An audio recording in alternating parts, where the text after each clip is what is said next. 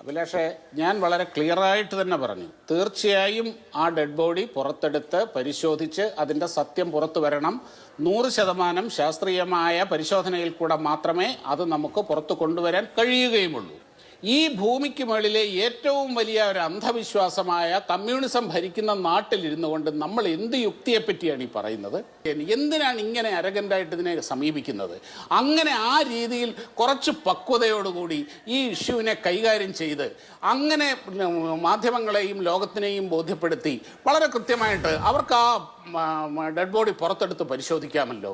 എത്ര സിമ്പിളായിട്ടുള്ളൊരു കാര്യമാണ് അത് ചെയ്യണം എന്ന് തന്നെയാണ് എൻ്റെ അഭിപ്രായം. പിന്നെ ശ്യാംകുമാർ ഈ പാത്രം കൊട്ടലിൻ്റെയും കൊറോണയുടെയൊക്കെ കാര്യം പറഞ്ഞു. ശ്യാംകുമാറെ ഈ പാത്രം കൊട്ടുകയും പാത്രം കൊട്ടിയ ഈ നാട്ടിൽ തന്നെയാണ് ഇവിടെ വാക്സിൻ സ്വന്തമായി വികസിപ്പിച്ചതും ഈ ലോകത്തിന് മുഴുവൻ നൽകിയതും. അതും കൂടെ താങ്കൾ മനസ്സിലാക്കിക്കൊള്ളുക.